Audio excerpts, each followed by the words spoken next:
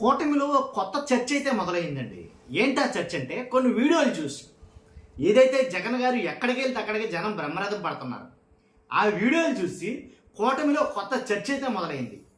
అసలు ఆ వీడియోలు ఏంటో మనం పెడదాం ఖచ్చితంగా. అంతకన్నా ముందు ఆ కొత్త చర్చ ఏంటంటే ఏమిలా జగన్ గారు కూడా జనం అంటున్నారు, కానీ మనం వెళ్తే జనం ఎందుకు రావట్లా, మనకు కూడా జనం ఎందుకు రావట్లేదు, మనం వెళ్ళిన చోట జనం ఎందుకు ఉండట్లేదు.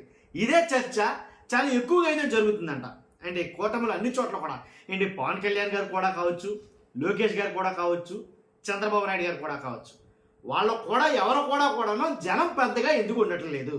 అదే జగన్ గారు ఎక్కడికి వెళ్ళినా సరే జనం ఎందుకు తండాలుగా జగన్ గారు కూడా పడి ఉన్నారు అనేది ఒక పెద్ద చర్చ అయిపోయింది.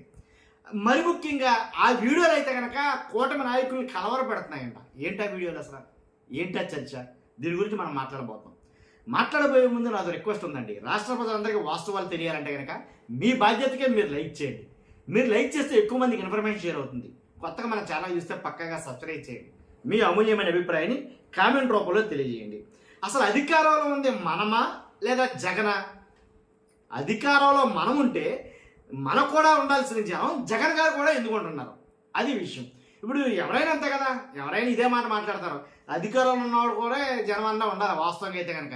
మరి ఇదేంటి ఇక్కడ రివర్స్లో ఉందని చెప్పేసి మల్లగొల్లలు పడుతున్నారు వాళ్ళు. మామూలుగా కాదు. ఎందుకంటే మరీ ప్రధానంగా ఇప్పుడే ఎందుకు వచ్చింది ఈ చర్చ అని అంటే కనుక ఏదైతే జగన్ గారు 3 రోజులు పర్యటన పులివెందుల, ఏదో ప్రజా దర్బారు, జగన్ గారు పులివెందులు ప్రతిసారి జనం ఇసుకైతే రాలంట. మన జనం ఒక రకంగా పులివెందులకి జనం పోటెత్తుతున్నారంటే మీరు నమ్మండి, దాంట్లో ఎలాంటి డౌట్ లేదు. నేను అవసరమైతే నేను వెనకాలన్నా ప్లే చేస్తాను, లేకపోతే ఫోటోలన్నా పెడతాను నేను. కాబట్టి పులివెందులలో జగన్ గారి కోసం జనం పోటెత్తుతున్నారు. రకరకాల అర్జీలు, రకరకాల వినతి పత్రాలు, రకరకాల బాధలు, కష్టాలు, నష్టాలు అన్నీ జగన్ గారు చెప్పుకోవడమే. అసలు అధికారంలో ఉంది ఎవరో, ముఖ్యమంత్రి ఎవరో అర్థమైంది మీకు? మీకు చెప్తా నంబరు కొన్ని పర్యటనలు. నిజంగా ఈ చర్చ నిజమేనా? నిజంగా కూడా జగన్ గారు కూడా జనం ఉంటున్నారా? వాళ్ళ వెనకాల ఎవరి వెనకాల జనం ఉండలేదా అని క్రాస్ చెక్ చేసుకోవడానికి నేను కొన్ని వీడియోలు చూశాను. అసలు మొత్తం అంతా రోజంతా చూస్తే ఎక్కడా కూడా ఇదే వాస్తవం అనిపించింది. ఏంటది? లోకేష్ గారు అయితే కనుక కృష్ణా జిల్లా అవనగడ్డ నియోజకవర్గం మోపిదేవి మండలం కొక్కిలిఘాట్లో నూతనంగా జడ్పీ హైస్కూల్ ప్రారంభించారు. తర్వాత మోపిదేవిలోని శ్రీ సుబ్రహ్మణ్యేశ్వర స్వామి దేవాలయంకి వెళ్ళారు. తర్వాత ఇలా కొన్ని చోట్లకైతే కొన్ని కార్యక్రమాలకైతే వెళ్ళారు లోకేష్ గారు. అంతంత మాత్రమే జనం ఉన్నారు. ఇది వాస్తవం. మీరు నమ్మాలంటే కనుక ఈ వీడియో నేను ఫోటోలు ప్లే చేస్తాను చూడండి. లోకేష్ గారు వెళ్ళిన ప్రాంతాల్లో జనం ఎలా ఉన్నారనేది నేను ఫోటో ప్లే చేస్తాను, మీరు చూడండి. అలాగే పవన్ కళ్యాణ్ గారు కూడా పర్యటన చేశారు.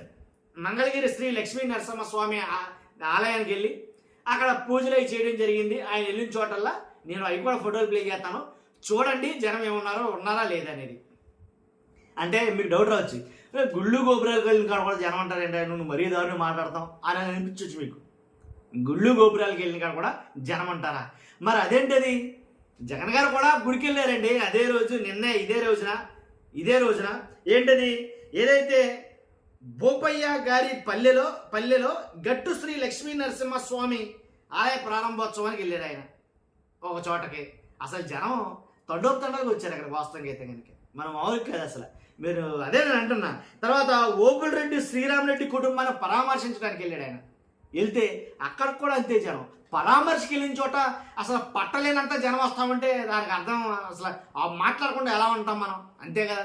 అంతేకాదు, ఇదేనే కాదు, పరామర్శనే కాదు ఏంటి, ఆలయ ప్రారంభోత్సవం అనే కాదు ఏంటి, బహిరంగ సభలనే కాదు, లేదా ఎక్కడికి వెళ్ళినా సరే ఏ పర్యటన అన్నా సరే జనం పట్టరనంత మంది వస్తున్నారు జగన్ గారు కూడా. అదే జనం మనకు కూడా ఎందుకు ఉండట్లేదు? ఇదే మెయిన్ ప్రశ్న, కూటమిని కుదిపేస్తున్న ప్రశ్న ఇది.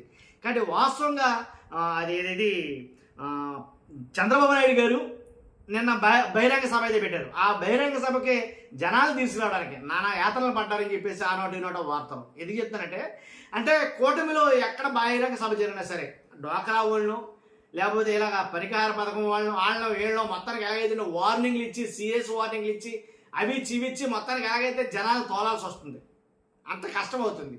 మరి జగన్ గారు కూడా జనం ఎందుకు వస్తున్నారనేది మీరు ఆలోచించుకోవాలి. కాబట్టి ఇలాగ అంటే నేను ఒక్కటి కాదు అన్నీ చెక్ చేసుకున్న తర్వాతే విత్ ఫొటోస్ అండ్ వీడియోస్ ప్రూఫ్లతోటే నేను ఈ మాట మాట్లాడుతున్నాను. కాబట్టి మీ అభిప్రాయం ఏంటో ఖచ్చితంగా కామెంట్ రూపంలో తెలియజేయండి. జగన్ గారు కూడా జనం ఎందుకు వస్తున్నారు అనేది. ఖచ్చితంగా ఫస్ట్ అయితే లైక్ చేయండి, కొత్త మన ఛానల్ ఇస్తే సబ్స్క్రైబ్ చేయండి. Thank you very much.